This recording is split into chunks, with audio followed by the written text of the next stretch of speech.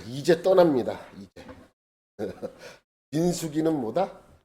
출발하기 전에 광야에서 훈련받는 내용이지만 앞부분은 10장까지는 출발하기 전 20일 그림 보면 사진 그림 하나 넘겨보세요. 신의 1장에서 10장은 광야, 신의 광야에서 20일 동안 하나님이 뭘 시키는 거예요? 떠날 준비를 시키는 거예요. 떠날 준비. 그래서 1장, 2장, 3장, 4장, 5장, 10장 그 내용을 보면 간단합니다. 그냥 떠날 준비시키는 거예요. 13장부터는 파란 광야에서 신의 생활, 본격적으로 광야 생활을 하는 내용이 기록되어 있는 것입니다. 그럼 20일 동안 1장에서 10장까지 20일 동안 무엇을 했나? 그렇죠. 우리는 지금까지 민수기 설교를 계속 들어서 그 내용은 알 수 있습니다. 여러분 1장을 보면 제일 중요한 무엇을 시켰어요? 인구조사 넘기면 여기 그래서 이렇게 쭉 나게 이게 1장이에요. 이게 1장 몇 명이에요? 60만 3,550명. 그게 1장이에요. 뭘 시켰다고요? 인구조사. 그래서 민수기가 된 거 아니에요? 그래서 이게 1장이에요. 2장은 뭐예요? 이 많은 숫자를 머무를 때와 이동할 때 규칙을 만들었어요. 그래서 머무를 때는 배치도를 주시고 이동할 때는 순서를 주신 것이죠. 이게 내용이에요. 이게 2장의 내용이에요. 머무를 때 넘기면 이동할 때 위로 올려봐요. 다시 머무를 때와 넘기면 이동할 때 그 순서를 2장에서 알려주셨습니다. 항상 보면 머무를 때나 이동할 때 무엇이 중심이에요? 성막이 중심이에요. 그래서 3장에는 1장, 2장에서 계수되지 않았던 레위인들을 인구조사를 해요. 그랬더니 22,000명의 인구가 나왔고 인구 조사하는 그것도 달라요. 일반 백성들과 레위인들의 인구조사는 일반 백성의 인구조사 나이 수가 다릅니다. 하여튼간에 그건 우리가 구체적으로 알지 않아도 되지만 22,000명이 나왔고 그럼 8,580명은 누구냐? 일할 수 있는 사람이 8,580명이 나왔습니다. 이것이 바로 3장에서의 내용입니다. 4장은 뭡니까? 넘기면 4장은 레위의 세 아들이었던 사람들의 배치도와 그들이 성막을 유지, 관리, 보수까지 하는 것. 유지하고 관리하고 보수하고 또 하나 있어요. 이동시켜야 되는 일을 하는 것 해야 되기 때문에 항상 성막 옆에서 생활하도록 만드는 내용이 4장에 기록되어 있습니다. 그리고 5장에 넘어가면 간단합니다. 5장은 뭐예요? 이 많은 사람들이 맞아요. 그림 맞아. 이 많은 사람들이 이동하다 보면 무슨 문제가 생겨요? 분쟁이 생겨요. 남에게 손해를 입힌다든지 아니면 내가 손해를 본다든지 이러한 분쟁들이 많이 일어나잖아요. 그거를 어떻게 보상하고 어떻게 배상해 주라는 말씀을 하신 것. 그리고 속건제의 의미를 알려주는 내용이죠. 여러분 그 속건제는 속죄제와 달라요. 속죄제는 내가 하나님께 범죄한 것을 가지고 와서 하나님께 용서를 구하는 제사예요. 그런데 속건제는 비슷한 의미가 있어요. 내가 죄를 범했을 때 하나님 앞에 와서 근데 속건제는 반드시 누구에게 가서 보상이나 배상을 해줘야 돼요. 그렇기 때문에 이것이 참 중요해요. 내가 얘기했죠. 하나님의 입장에선 5가지 제사 중에 뭐가 제일 중요합니까? 번제. 왜? 우리의 신앙 고백과도 같은 제사이기 때문에. 그런데 우리의 입장에서는 달라요. 우리의 입장에서는 어떤 제사가 제일 중요해요? 속죄제. 그런데 공동체. 이렇게 공동체에서는 가장 중요한 제사가 무슨 제사예요? 속건제예요. 여러분 하나님께서 보면 개인적으로나 어떠한 그룹에서 하나님 앞에 제사 드릴 때 제일 먼저 드리는 게 뭔지 아세요? 항상 보면 2가지를 드려요. 첫 번째가 뭐예요? 속죄제. 그 다음에 번제를 드리게 해요. 번제가 제일 중요하면 번제를 먼저 드리게 해야죠. 그러나 그렇지 않아요. 속죄제를 드리는 이유는 뭐냐면 속죄제는 하나님께 용서를 받아야 하나님을 만날 수 있기 때문에 속죄제를 드립니다. 그런데 오늘 이 5장의 말씀은 이 많은 사람들이 함께 움직이다 보면 서로 분쟁이 일어나고 싸우게 되고 손해를 입히고 손해를 보고 하는 그 문제를 해결하는 방법은 보상할 줄 알아요. 보상. 그래서 5장은 그 문제를 다루고 있습니다. 그리고 6장에 넘어가면 나실인에 대해서 나와요. 나실인. 나실인은 무엇이다? 훈련이에요. 훈련. 여러분 이 나실인은 그래서 우리가 잘못 알고 있는 게 뭐냐면 나실인은 태어날 때부터 선택된 특별한 어떠한 사람이라고 알고 있는 거예요. 그렇지 않아요. 여러분 나실인은 누구나 될 수 있어요. 누구나. 여러분들 모두 다 나실인이 될 수 있어요. 성경에 보면 나실인은 뭐 삼손과 같이 사무엘과 같이 날 때부터 특별하게 선택받는 사람도 나실인이겠지만 성경에서 말씀하고 있는 나실인은 누구나 다 어떤 기간 동안에 하나님께 드려지는 사람을 말씀하고 있어요. 그래서 드려지면 그 과정을 그래서 머리에도 칼도 되지 않고 가위를 대지 않는 것, 자르지 않는 것이죠. 그리고 다 마치면 하나님께 감사하는 그 내용도 여기에 6장에 보면 다 나옵니다. 그러니까 누구나 다 일정한 기간 하나님께 드려지면 그것이 나실인이 되는 거예요. 특별한 어떤 특정한 사람만 되는 게 아닙니다. 누구나 다 원하는 사람이면 다 될 수 있는 것이 나실인입니다. 그래서 민수기에서 기록된 이유는 나실인은 훈련이기 때문에 그래요. 내가 얼마 동안에 하나님 앞에 드려지겠다. 그러면 훈련 받는 거예요. 그 기간 동안에 열심히 훈련하는 것이죠. 그리고 7장에 넘어가면 성전 봉헌식 때 각 지파의 족장들이 하나님께 드려진 헌물 가운데에서 이것만 드린 것이 아니에요. 많이 헌물을 했는데 그 드려진 헌물 중에서 소와 수레를 특별하게 분리해서 하나님의 성막을 이동할 때 쓰여지도록 된 것을 설명하고 있습니다. 그러면서 이 족장들이 드리는 헌물에 대해서 똑같이 드렸는데 똑같이 반복되어지는 말씀이 그래서 엄청나게 길어요. 여러분 7장은 앞에만 읽으면 돼요. 다 똑같아요. 지파만 달라져. 똑같아. 그죠? 여러분 보셨잖아요 그때. 그리고 나서 8장에 가면 뭐가 나오냐면 제사장이 아닌 레위인들이 다시 말하기 잘 들어요. 제사장이 아닌 레위인. 여러분 레위인과 제사장은 다릅니다. 레위인 중에서도 아론의 후손만 제사장이 될 수 있어요. 우린 자꾸만 제사장 되면 레위인 그리는데 아니에요. 정확하게 표현하자면 레위인 중에서도 아론의 후손만 제사장이 될 수 있고 나머지는 뭐예요? 그 레위인이에요. 성막을 섬기는 사람. 근데 성막을 섬겨야 되는데 성막을 섬기려다 보면 어디를 들어가게 돼요? 성막 안으로 들어가잖아요. 뭐 하려고요? 유지, 관리, 보수를 해야 되기 때문에. 어느 날 막 제사를 드리고 있는데 덮개를 고정시켰던 핀이 빠져가지고 훌렁훌렁거려요. 그럼 어떻게 해요? 얼른 가서 보수를 해야 되잖아요. 수리를 하고 보수를 해. 그러면 레위인, 제사장이 하는 게 아니에요. 레위인들 천막이니까 게르손 자손이 들어가서 그것을 봐야 되는데 마음대로 성막 안에 들어오지 못하잖아요. 그래서 성막 안으로 들어갈 수 있도록 유지, 관리, 보수를 할 수 있는 사람을 지정하는 거예요. 그러한 사람들은 몸이 언제나 정결한 상태로 있어야 되기 때문에 그러한 사람들이 어떻게 정결해야 되는지에 대해서 설명하는 것이 8장이고 9장은 간단합니다. 9장은 6월절에 관한 내용이라고 지난주에 설명을 드렸어요. 근데 6월절인데 6월절에 관한 6월절이 아니라 이러한 내용이죠. 우리가 9장을 쭉 읽어보면 6월절을 보냈어요. 그런데 어떤 사람이 찾아왔어요.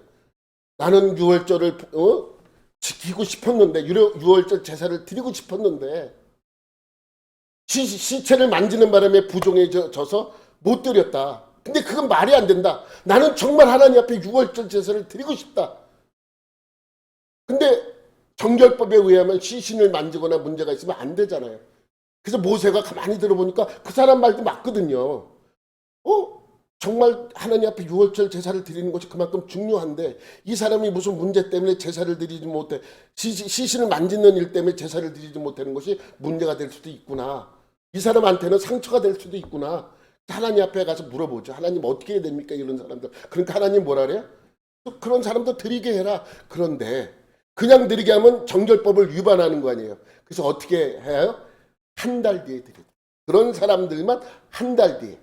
시신만 만지는 사람이 아니라 무슨 특별한 일 때문에 드리지 못한 모든 사람들을 한 달 뒤에 드리도록 한 거예요. 그래서 원래는 1월 15일 날 하나님 앞에 유월절로 드리는데 1월 15일이 아닌 2월 15일 날 하나님 앞에 유월절을 보내고 16일부터는 뭐다? 무교절로 그 사람들은 따로 하나님 앞에 그러한 유월절을 섬기게 만들었습니다. 그래서 2월 15일 날 유월절을 지내고 2월 16일부터 이제 무교절을 그들은 지냈죠. 그 즈음에 끝날 즈음에 날짜적으로 그렇잖아요. 하나님께서 10장 말씀을 주는 거예요.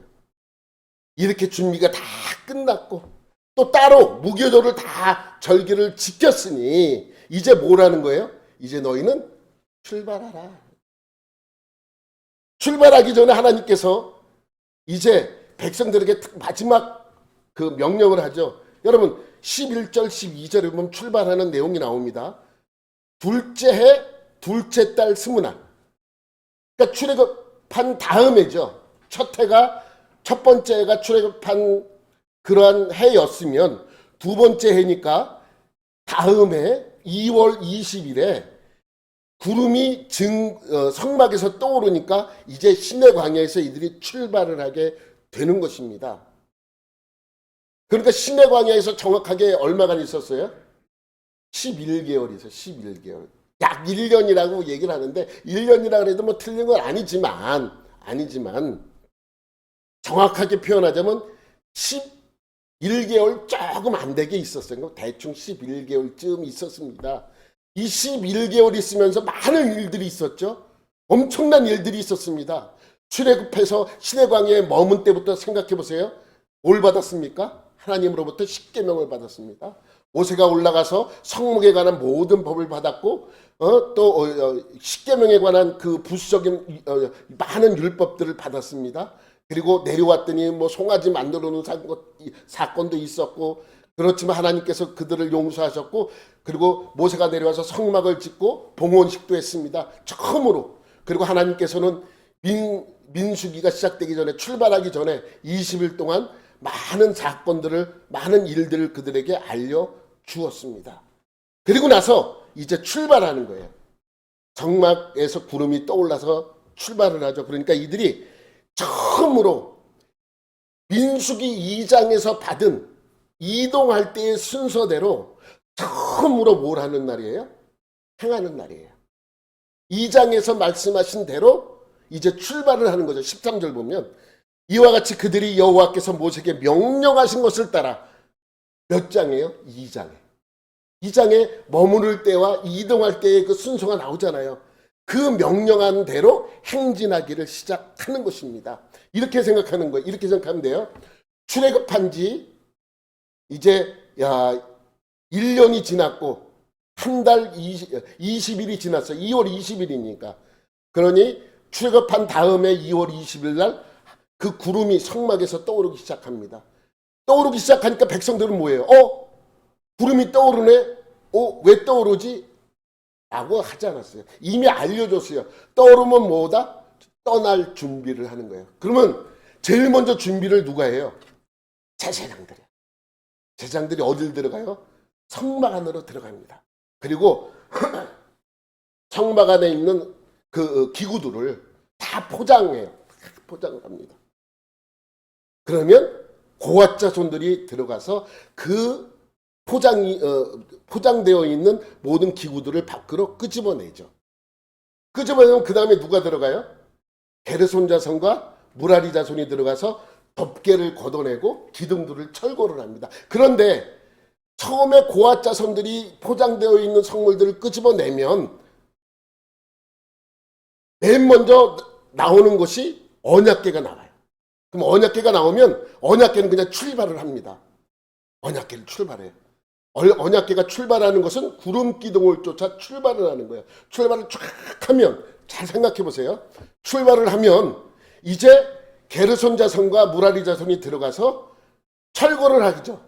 철거를 하는 동안 누가 언약궤를 쫓아서 출발을 해요? 사진을 보면 선두로 유다 자손이 그의 진영의 군기에 속한 자들이, 그러면서 유다 자손이 출발을 하는 거예요. 그 다음엔 어떤 자손이 출발을 해요? 넘기면 이사갈 자손, 스불론 자손이 출발을 합니다. 이 유다, 이사갈, 스불론 이 세 지파는 어떠한 지파냐? 1그룹이에요. 1그룹. 일진이에요. 일진으로 언약궤가 출발하고 나면 유다, 이사갈, 스불론이 출발을 합니다. 그러니까 오늘 13절부터 쭉 그 말씀은 이 그림이에요. 이 그림을 설명을 2장에서 말씀하신 것을 어떻게 했다는 거예요? 실행했다는 거예요. 처음으로. 그래서 언약궤가 출발을 하니까 일진, 유다, 이사갈, 스불론이 출발을 합니다. 그렇죠? 그러니까 이 일진이 출발하는 동안 게르손 자손과 무라리 자손이 들어가서 덮개와 기둥을 다 철거하잖아요. 그리고 철거할 때쯤 일진이 다 출발했죠. 그러면 이 무라리와 게르손 자손이 덮개와 기둥들을 가지고 출발을 하는 거예요.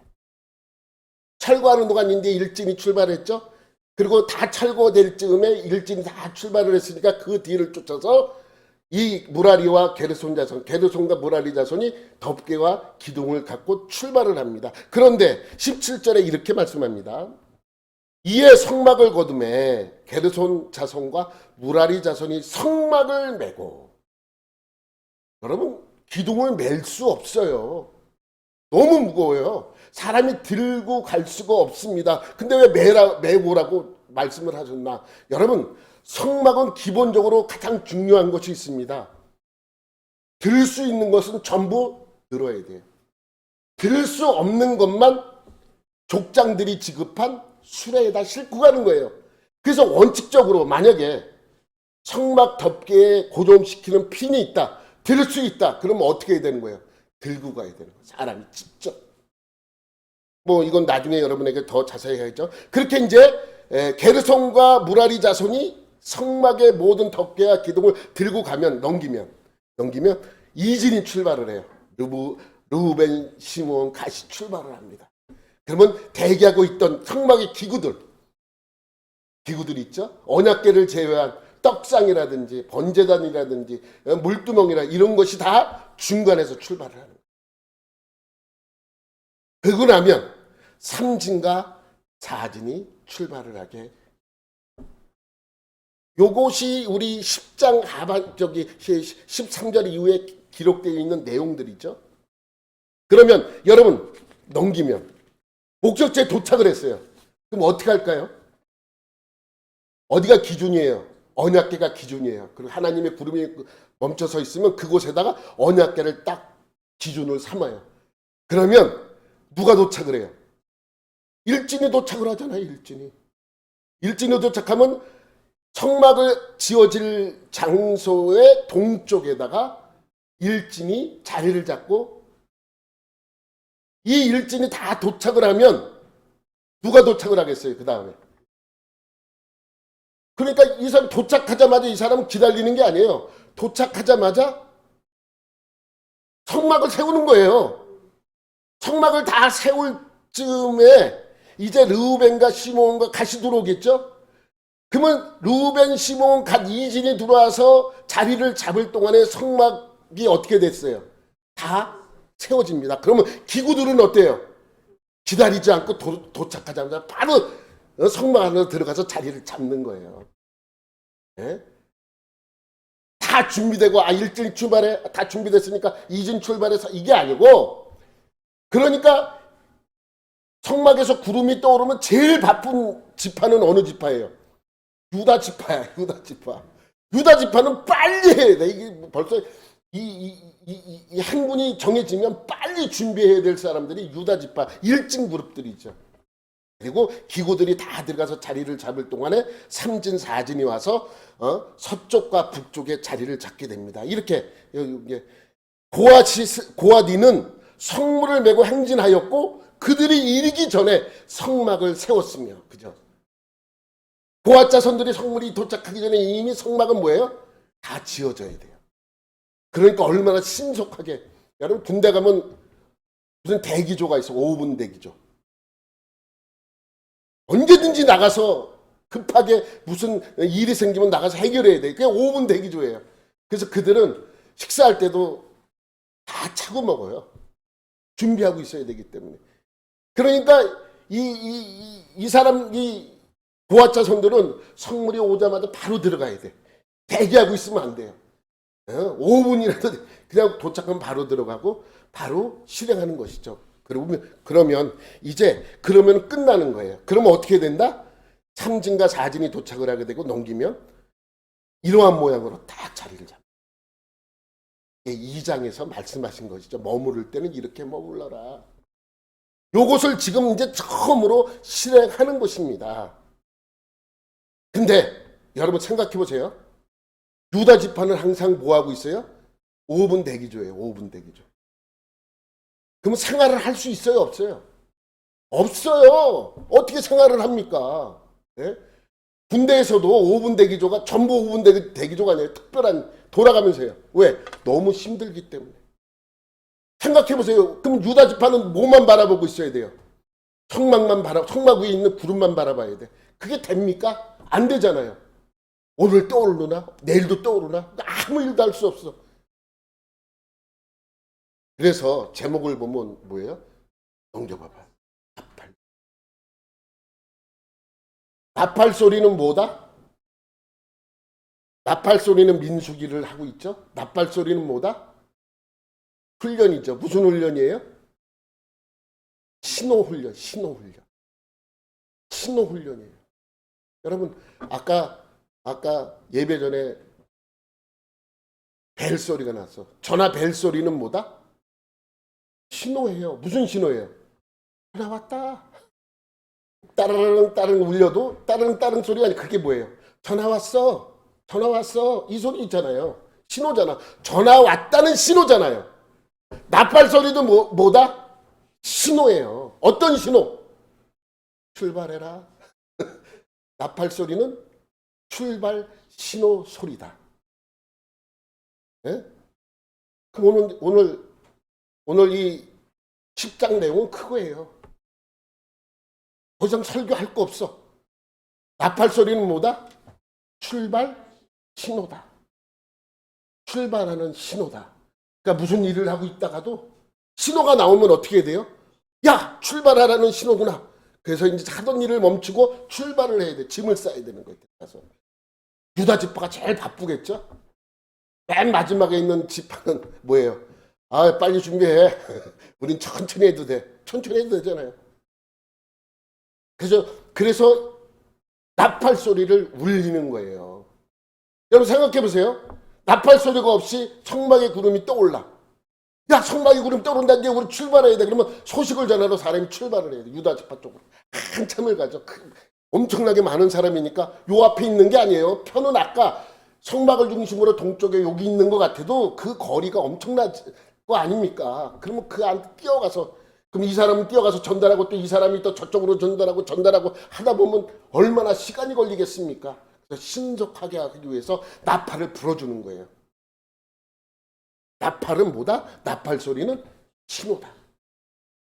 민수기에 있으니까 오늘 10장은 나팔 소리는 신호 훈련이다. 신호 훈련이에요. 그래서 여러분 220만 명이나 되는 숫자가 이동을 해야 돼요. 화재 경보기가 뭐예요? 모든 사람 오늘 여기 불 났나? 돌아볼 수 없잖아요. 여러분 올 때 여기 불 났나 안 났나 보고 오는 사람 없잖아요. 그냥 다 올라오지. 근데 만약에 여기가 화재 경보기가 울렸다 그러면 어떻게 해야 돼요? 불 났나? 빨리 나가자. 근데 1층에서 불 나고 있어. 근데 3층은 몰라. 탄내가 좀 나는데 뭐 이게 탄내가 왜 나지? 그러면 이미 늦은 거죠. 이미 늦은 거예요. 1층이 불이 나면 2, 3층 사람들은 어떻게 할 수가 없는 거예요. 그래서 벨이 울리는 거 아니에요. 벨이 울리면 빨리 뭘 알아? 대피하라. 그러니까 화재 경보기 소리는 화재가 났다는 신호다. 똑같은 거죠. 200만 명이나 되는 숫자를 움직이려면 뭘 해줘야 돼요? 신호를 보내줘야 되는 그 소리가 바로 나팔 소리라는 것입니다. 여러분, 그러면은 하나님께서 오늘 이 나팔을 만들라고 말씀하시는데 나팔이 없었냐? 아니, 나팔이 있었어요. 여러분, 이 그림을 보면 이제 이들은 이러한 모습으로 어디까지 가면 돼요? 가나안 땅까지 가면 돼요. 아, 이렇게 하면 짐을 싸고, 이렇게 하면 짐을 풀고, 이렇게 하면 짐을 싸고, 이렇게 하면 짐을 풀고, 이렇게 하면 이동하고, 이렇게 하면 되는 거야. 그러면서 어디까지 가면 돼요? 가나안 땅까지 들어가면 됩니다. 예? 그래서 하나님께서는 이들에게 이제 가나안 땅을 출발하면서 이러한 훈련을 통해서 하나님이 이들에게 명령하신 일을 행하면 됩니다. 그렇잖아요. 200만 명이나 되는 숫자가 그 나팔 소리에 따라서 움직이면 되는 것입니다. 나팔이 여러 개가 있죠. 뿔나팔이 있어요. 여러분, 나중에 기회가 되면 내가 이것도 여러분에게 설교로 말씀을 드릴게요. 이 뿔나팔은 어디서 부는 거냐면 성막에서 불어요. 성막 앞에서. 근데 이동하거나 무슨 전쟁을 할 때는 무슨 나팔을 분다? 은나팔을 불어. 오늘 본문에 나오는 2절 말씀.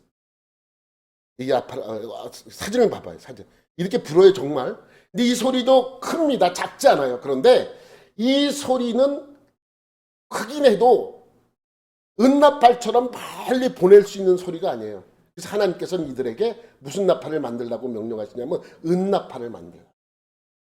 은나팔 둘을 만들되, 2개를 만들어. 하나를 만들면 안 돼. 그래서 사진을 보면 은나팔 사진이 있죠.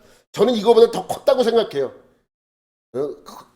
사람이 들 수 있지만은 들 수 있는 그 무게지만 들 수 없는 무게의 큰 나팔은 아니고 들 수 있는, 사람이 가지고 다닐 수 있는 무게의 은나팔이라는 거죠. 그러니까 작진 않아요.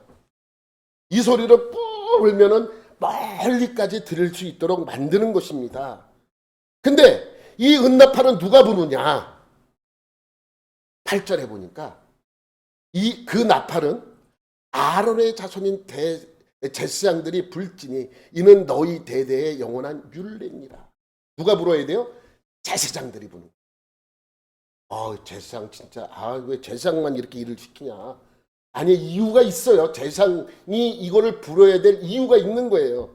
왜냐하면 제사장이 불라는 이유는 이 나팔을 어디서 불라고요? 성막 안에서 부는 거 아니에요. 성막 근처에서 성막 바로 근처에서 부는 거예요. 만약에 성막 안으로 이 은나팔은 성막 안으로 가지고 들어갈 수가 없어요. 이 은나팔은 여러 가지 모양으로 사용되기 때문에 성막 근처에서 부러지는 거예요. 근데 왜 성막 근처에서 여러분 사진 보면 나팔을 불 때 아마 산 위에서 모든 백성들이 있는 데서 불어야 맞는 거 아니냐? 아니에요. 성막에서 불어야 돼요. 이유를 좀 이따 이유가 또 하나 나오는데 성막 근처에서 이제 이것을 제사장이 부르라고 말씀하고 있습니다. 그런데 2개를 만들려고 그랬잖아요. 하나를 부를 때와 2개를 부를 때는 소리 자체가 다르죠. 저기 2개구나, 하나구나 알 수 있잖아요. 그래서 2개를 만들려고 하신 이유는 뭐 때문이냐? 구분시키기 위해서입니다. 여러분, 2개의 나팔을 갖고 하나의 나팔로 부를 때는 뭐 표현할 수 있는 것이 많잖아요. 크게 부르거나 작게 부르거나, 그죠? 하나로 부르면. 그리고 끊어서 부르든가 길게 부르든가 뭐 이 정도죠. 근데 2개로 부르면 다르잖아요. 하나를 부를 때, 2개를 부를 때, 2개가 크게 부를 때, 2개가 작게 부를 때, 하나가 크게 부를 때, 하나가 작게 부를 때 여러 가지로 묘사할 수가 있는 것입니다. 여러분 생각해 보세요. 2개의 나팔을 작게 부를 때는 무슨 일이다? 3절이에요. 여러분, 나팔 2개를 불 때에는 온 회중이 회막문 앞에 모여서 4개로 나올 것이요. 7절. 같이 봐야 돼. 또 회중을 모을 때에는 나팔을 불 것이나 어떻게 해요? 소리를 크게 내지 않아요. 그러니까 두 개를 불긴 부는데 작게 내라는 거예요. 하나만 불 때는 4절. 하나만 불 때는 이스라엘의 천부장된 지휘관들이 모여서 내게로 나올 것이고, 그 작게 부를 때는 뭐라는 거예요? 하나로 부를 때는 뭐라는 거예요? 지휘관들을 부르는 거예요. 두 개를 부를 때는, 두 개를 작게 부를 때는 회중들을 모으라는 거예요. 만약에 여러분 지금 출발을 해야 돼. 두 개를 크게 불러야 돼. 두 개를 크게 불어. 그럼 뭐 하라는 것이냐? 출발하라는 것입니다. 너희가 그것을 크게 불 때에는 동쪽 진영들이 행진할 것이요. 동쪽에 있는, 크게 불면 이제 동쪽에, 아니 언약궤 출발할 때는 안 부냐? 안 불어요. 안 불어도 돼. 왜 중요한데 나팔을 불고 언약궤가 출발해야 되지 않냐? 불 필요가 없어. 언약궤가 출발할 때는. 왜 그렇습니까? 아니 이미 옆에 있는데 옆에서 부는 사람이 이제 언약궤 출발했지? 출발했지? 그러면 이제 내가 불게. 불죠. 그러면 일진이 출발을 쫓아가는 거예요. 그러면 중간에 무라리아와 게르손 자손이 들고 출발할 때도 부냐? 안 불어요. 불 필요가 없어. 고앗 자손들이 성물을 들고 출발할 때도 안 불어요.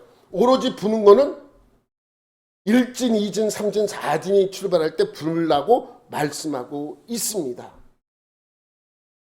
근데 우리가 사실 이게 어떻게 불 때 어떻게 누가 출발하고 이거는 우리가 알아야 돼요? 몰라도 돼요? 알 필요가 없어요. 지금까지 내가 20분을 설교를 했는데 몰라도 돼요, 여러분. 뭐만 알면 되냐? 나팔 소리가 나면 출발 신호구나. 이거만 알면 돼요. 무슨 소리가 나면 무슨 신호구나. 이거만 알면 됩니다. 성경에는 어떤 종류의 소리가 날 때 어떻게 하라는 말씀이 구체적으로는 없어요. 그냥 크게 부를 때, 작게 부를 때 이렇게 이거는 뭐 언급을 했지만 사실 나팔 소리가 날 때 출발할 때만 나팔 소리가 나는 건 아닙니다. 전투할 때도 나팔 소리를 내. 전투할 때 공격하라, 후퇴하라, 머물러 있어라, 공격, 뭐 이런 게 다 나팔 소리로 신호를 보내는 거예요. 여러분 한산도라는 이순신 장군 영화를 보신 분들 아시지만 계속해서 신호를 보내잖아요. 북소리를 내면 지휘관의 배를 봐야 돼요. 그러면 그 배에다가 글씨를 붙이잖아. 신호 소리는 뭐다? 신호를 북소리는 보라는 신호다. 봐. 그러면 어디는 멈춰라, 어디는 가라. 이것이 다 적혀있는. 그러니까 지금처럼 무전기를 쳐갖고 하면 좋은데 무전기가 없잖아요. 그러니까 다른 것으로 신호를 보내는 것이죠. 여러분 민수기 31장에 보면 6절 말씀에 보면 이런 말씀이 있습니다. 모세가 각 지파에 1000명씩 싸움에 보내되 제사장 엘르아살의 아들 비누아스에게 성소의 기구와 신호 나팔을 들려서 나팔은 신호다. 나팔을 보내서 보내는 거예요. 전투할 때 사용하라는 것이죠. 여기 이제 이 내용은 뭐냐면 여러분이 잘 아는 민수기에 보면 발람이 나와요. 발람이 이스라엘을 저주하는 사건이 나오는데 미디안과 모압이 모의를 해서 이 발람에게 이스라엘을 제발 저주해달라고 발람에게 부탁하는 내용이 나옵니다. 그래서 발람이 와서 이스라엘을 저주하려고 그러는데 하나님이 못하게 하죠. 그래서 나중에 이 미디안을 치기 위해서 하나님께서 모세를 불러서 미디안을 치라 그래요. 본때를 보여줘라. 쉽게 말하자면. 그렇게 한 결과가 어떻게 되나 한번 보여줘라. 그래서 하나님께서 모세에게 명령하죠. 그래서 모세가 각 지파에서 1000명씩 각출을 하는 거예요. 그래서 12,000명이 모읍니다. 12,000명이 모으니까 다시 올려봐봐요. 신호나팔을 들려서 제사장들과 함께 전쟁에 보내는 거예요. 이 신호나팔 얼마나 중요한지 여러분 아시죠? 여러분 왜 신호나팔이 중요한가? 이 신호나팔은 전쟁에 임할 때 알려주는 거예요. 지금 후퇴를 해야 될 입장인데 저기서 공격하고 있어.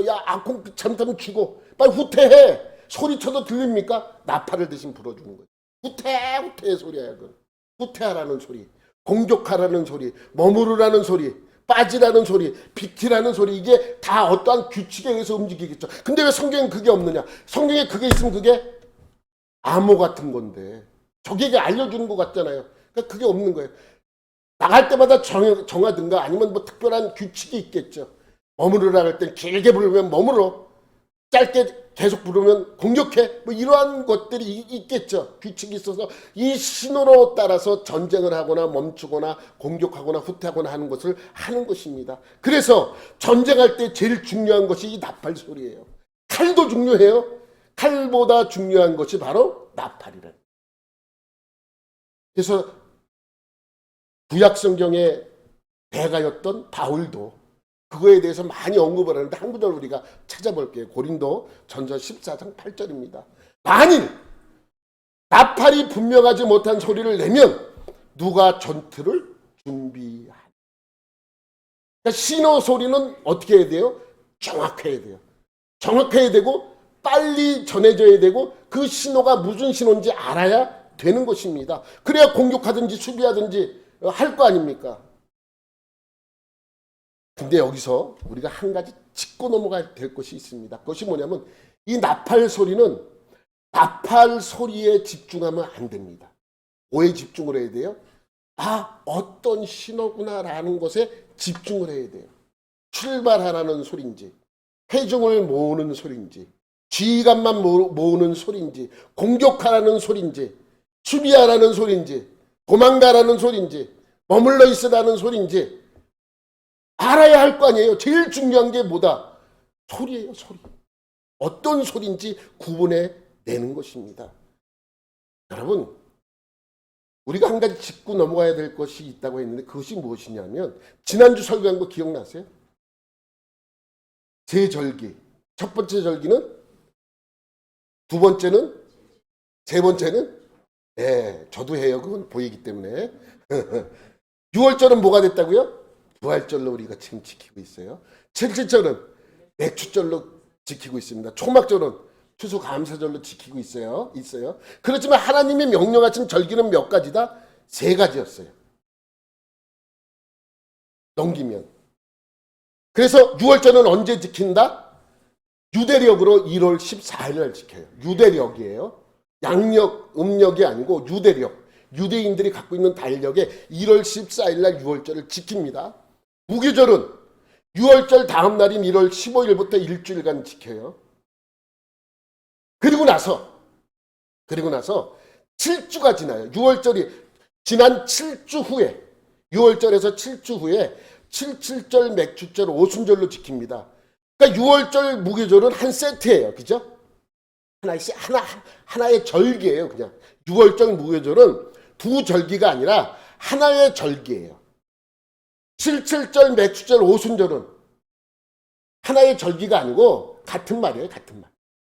7.7절을 다른 말, 부정이나 설날이나 같은 말이듯이 7.7절, 맥추절, 오순절이라고 하는 것이죠. 7.7절은 7일씩 7번을 지내기 때문에 7.7절이라고 그러고, 이날부터 맥추를 보리를 처음 추수하기 때문에 맥추절이라고 하고, 이거를 헬라식으로 바꾸면은 오순절이라고 하는 것입니다.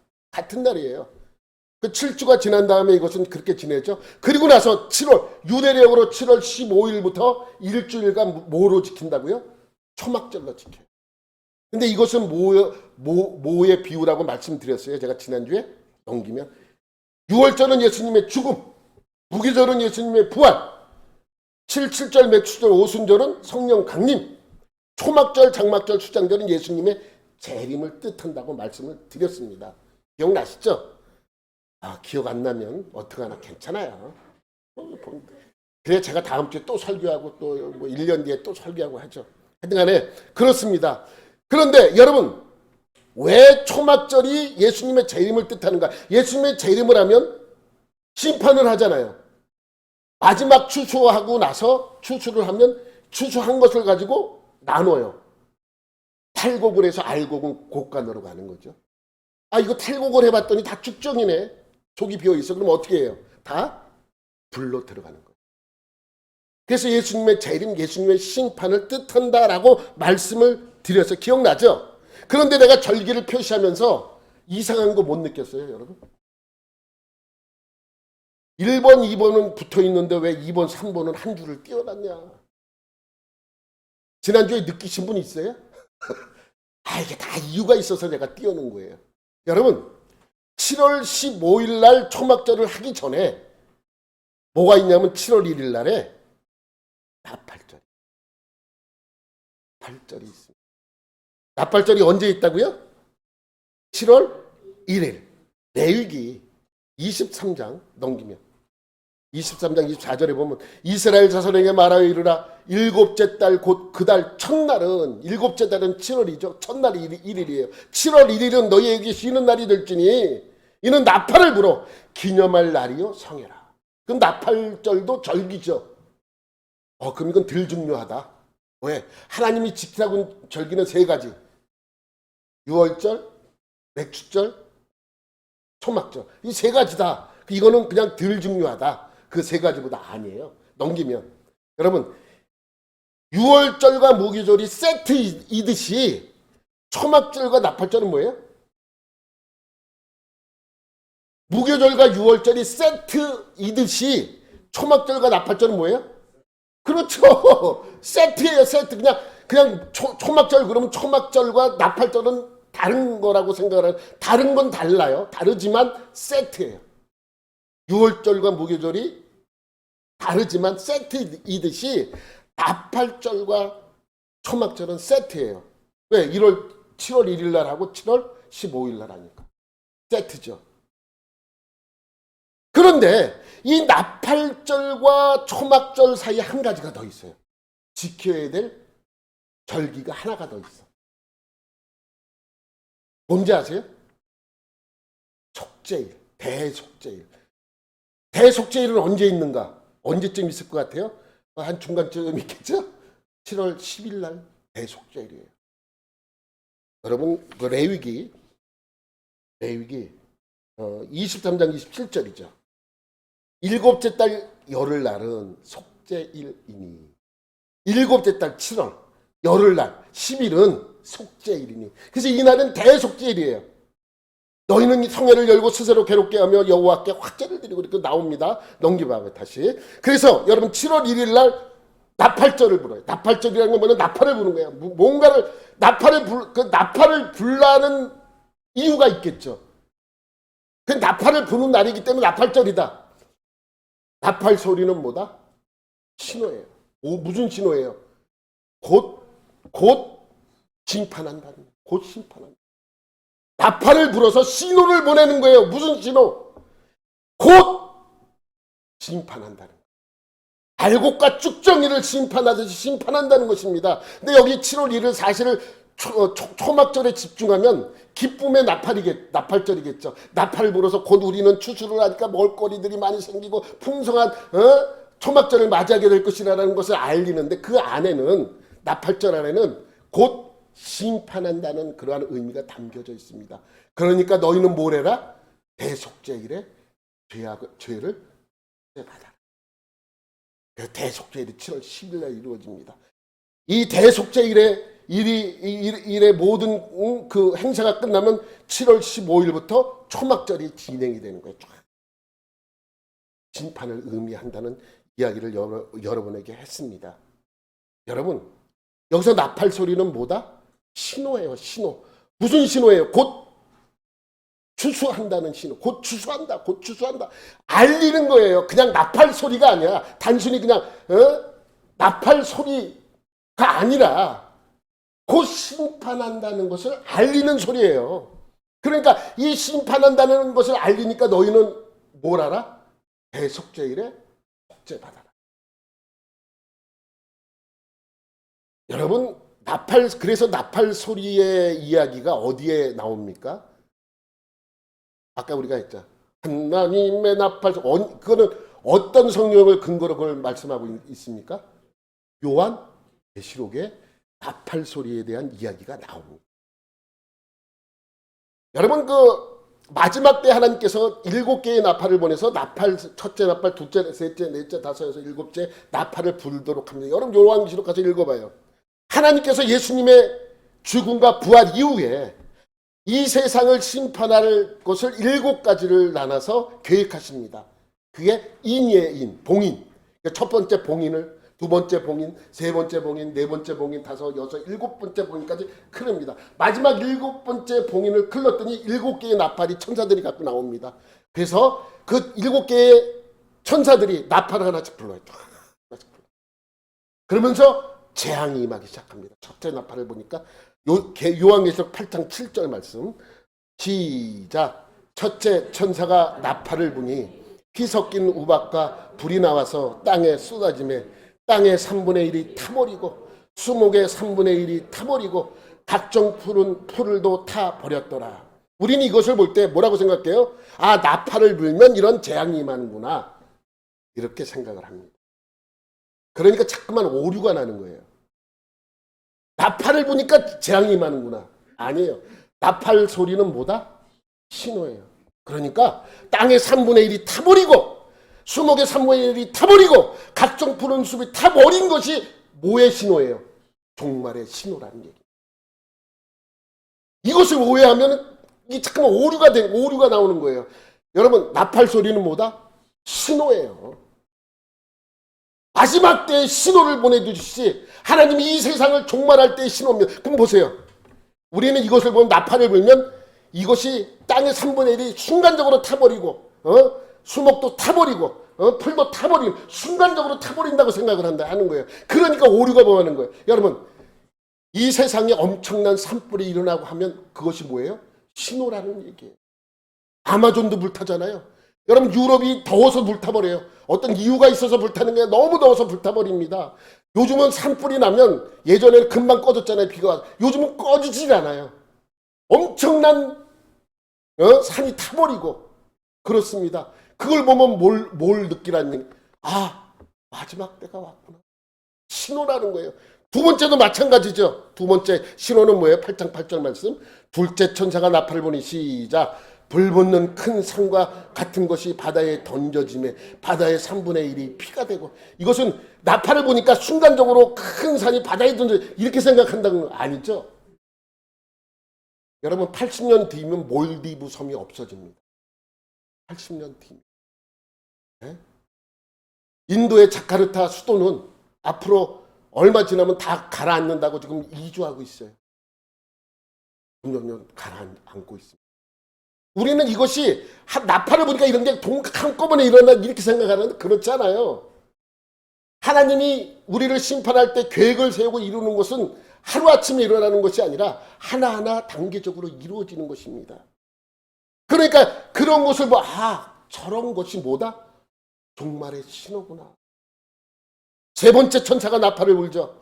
8장 10절 말씀. 셋째 천사가 나팔을 부니 시작. 횃불같이 타는 큰 별이 하늘에서 떨어져 강들의 3분의 1과 여러 물샘에 떨어지니. 여러분, 큰 별이 떨어지는 거 보신 적 있어요? 여러분, 이게 뭔 것 같아요? 저는 이게 뭘까 한번 생각을 해봤어요. 여러분, 얼마 전에 이스라엘과 하마스가 전쟁을 벌였죠. 미사일을 쏟아지는 게 꼭 별 떨어지는 거예요. 여러분, 지금 우크라이나와 러시아가 전쟁하는데 미사일을 떨어지는 것이 불덩어리가 떨어지죠. 저는 그런 것이라고 봐요. 그런 것이 떨어지는 거예요. 그런 것을 보면 무슨 신호라고 느끼라고요? 아, 다 왔구나. 주님의 때가 가까이 왔구나. 이걸 느끼라는 것이죠. 요한계시록 설교가 아니기 때문에 그냥 다 넘어가겠습니다. 이렇게 7개의 나팔을 부는 것은 마지막 때에 주시는 하나님의 신호인 거예요. 그래서 예수님도 제자들에게 뭐래요? 너희가 그 날은 알 수 없으나 뭐는 알 수 있다 그랬어요. 때는 한다. 때. 날씨가 더워지면 여름이 가깝구나 라는 것을 느끼듯이 이 신호를 보면 그 때를 알라는 거예요. 그 날짜. 우리는 뭐에 늘 관심이 있어요.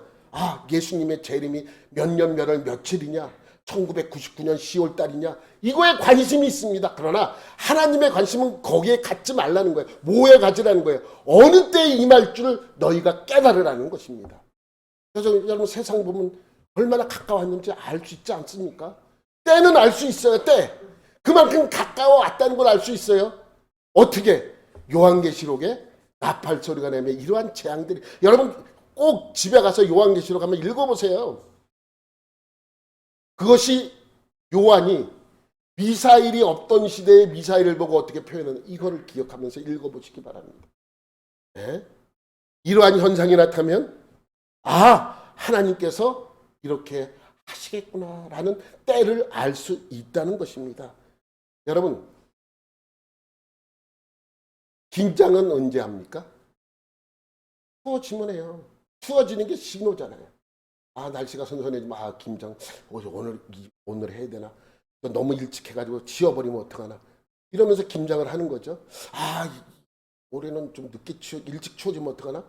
뭐 이러면서 그 추워지는 것이 긴장하는 신호이듯이 나팔 소리, 그러한 현상들이 일어나면 나팔 소리 같은 신호라는 것입니다. 그래서 오늘 본문으로 다시 넘어가면 나팔을 불면 준비하라는 신호죠. 무슨 준비? 떠날 준비. 네? 만약에 나팔 소리가 막 나는데 여전히 천막 아래서 자고 있어. 눈 뜨고 나와봤더니 하나도 없어. 이 사람들이 다 어디 갔지? 그럴 거 아니에요. 그러니까 나팔 소리가 나면 뭘 하라는 얘기예요? 준비하라는, 떠날 준비를 하는 것입니다. 그래야 훈련이죠. 그래서 광야에서 나팔 소리는 신호 훈련이다. 신호가 나면 어떡합니까? 떠나야 되는. 신호가 나면 구원받는 훈련을 하는 것입니다. 그래서 가나안 땅까지 들어가야 되는 것입니다. 여러분 요즘은 잘 안 하는데 민방위 훈련 있잖아요. 그건 뭐 매달에 귀찮게 그냥 가끔 하든지 그냥 사고도 안 나는데 안 해도 되지. 왜 합니까? 민방위 훈련은 어느 순간 어느 날 갑자기 사고가 날지 모르니까 하는 거예요. 그거 알면은 그 날만 대비하면 되죠. 얼마나 좋습니까? 2023년 5월 2일 날 사고가 나니까 그날 1일 날 준비 열심히 해서 막으면 돼요. 모르니까 문제예요. 모르니까. 그게 내일 일어날지 한 달 뒤에 일어날지 1년 뒤에 일어날지 10년 모르니까.